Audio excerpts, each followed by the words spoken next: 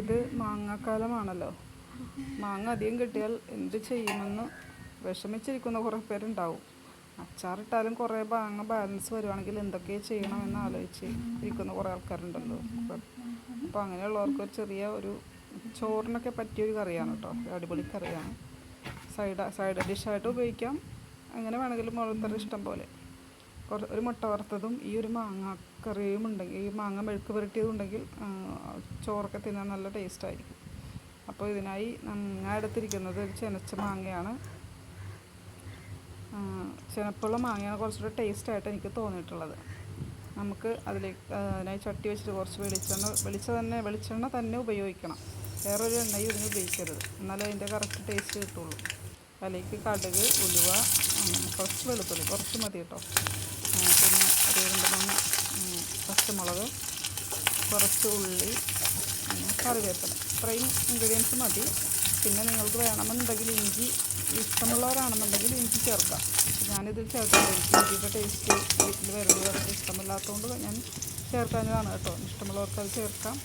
കുറച്ചൊന്ന് നന്നായി വഴന്ന് കിട്ടിയാൽ മതി. അധികം മൂക്കണ്ട, കരിഞ്ഞ് ചുവപ്പ് കളറൊന്നും ആണ്ട ഉള്ളി. ശേഷം കുറച്ച് മഞ്ഞൾപ്പൊടി, കുറച്ച് ആകാവും കളറ്, അല്ലെങ്കിൽ കൂടിപ്പോവും.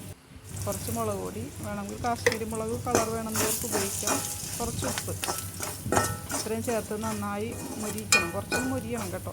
കരിയാതെ നമ്മൾ സിമ്മിലിട്ടിട്ട് നല്ലോണം ഒന്ന് മിക്സ് ചെയ്ത് മൊരിയിച്ചെടുക്കുക. എന്നാലേ കറക്റ്റ് അതിൻ്റെ ഒരു ടേസ്റ്റ് നമുക്ക് കറക്റ്റ് കിട്ടുള്ളൂ. ഇത് നമ്മുടെ ഈ കനപ്പുള്ള മാങ്ങ അരിഞ്ഞത് ഇതിലിടുക. ഇത് നിങ്ങൾക്ക് വേണമെങ്കിൽ ഇത് നീളത്തിൽ വേണമെങ്കിൽ അരിയാം കേട്ടോ. ഞാനിപ്പോൾ ഇങ്ങനെ അരിഞ്ഞാൽ പോലെ എങ്ങനെ വേണമെങ്കിലും അരിഞ്ഞാൽ നമുക്ക് ഉണ്ടാക്കാം. അപ്പോൾ ഇത് എങ്ങനെ വെച്ചാലും ടേസ്റ്റ് തന്നെയാണ്. പച്ചമാങ്ങ വെക്കുമ്പോൾ നമുക്കൊരു അച്ചാറിൻ്റെ ഒരു ഫീല് പോലെ വരും. ആ ഒരു ഇല്ലല്ലേ. ഇത് പക്ഷെ അങ്ങനെയല്ല. നമുക്ക് കുറച്ച് മധുരമൊക്കെ ഇഷ്ടപ്പെടുന്ന ആൾക്കാരാണെങ്കിൽ എന്തായാലും ഇത് അടിപൊളിയായിരിക്കും. എന്നിട്ടിത് നല്ല ആ മസാല മിക്സ് ചെയ്തതിന് ശേഷം ഒരു 5 മിനിറ്റ് ഒന്ന് കയ്യെ ഒന്ന് സിമ്മിലിട്ടിട്ട് ഒന്ന് മൂടി വയ്ക്കുക.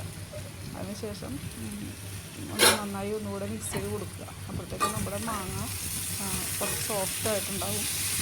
കുറച്ചിങ്ങനെ ഒരു റോസ്റ്റി ടൈപ്പായിട്ടുണ്ടാവും. അപ്പോൾ അതിൻ്റെ തൊണ്ടൊക്കെ ഒന്ന് വെന്ത് കഴിയുമ്പം നന്നായിട്ട് വഴന്ന് കിട്ടും. പിന്നെ നമുക്ക് ചെയ്യേണ്ടതെന്ന് വെച്ചാൽ ഇത് കുറച്ച് ഉപ്പും പുളിയൊക്കെ ഒന്ന് ബാലൻസ് ആവാൻ വേണ്ടി കുറച്ച് ശകലം ശർക്കര ചേർത്ത് കൊടുക്കാം. അപ്പോൾ കുറച്ചുകൂടെ ടേസ്റ്റ് ആയിരിക്കും. മധുരമൊക്കെ അധികം ആവണ്ട, കുറച്ച് മാത്രം. ഓക്കെ, അപ്പോൾ അതും കൂടെ ഒന്ന് ചേർത്ത് നോക്കും. ഇഷ്ടമില്ലെങ്കിൽ വേണ്ട കേട്ടോ, അത് അവോയ്ഡ് ചെയ്യാം. ഓക്കെ, അപ്പോൾ ഇത്ര സാധനങ്ങളൊക്കെ ചേർത്തൊന്ന് നന്നായി മിക്സ് ചെയ്ത് നമ്മൾ തട്ടിപ്പൊത്തി വയ്ക്കാമെന്ന് പറയുന്നത്. അങ്ങനെ തട്ടിപ്പൊത്തി വയ്ക്കുക. എന്നിട്ട് കുറച്ച് കറിവേപ്പില വേണമെങ്കിൽ മുകളിൽ ഇടാം. ഇപ്പോൾ ഞാൻ ഇടുന്നില്ല, ഓൾറെഡി ഫസ്റ്റിൽ ഇട്ടതുകൊണ്ട്. അപ്പോൾ ഇങ്ങനെ ഒന്നും എല്ലാവരും ചെയ്ത് നോക്കും കേട്ടോ. അടിപൊളിയാണ്, സൂപ്പറാണ്. ഓക്കെ.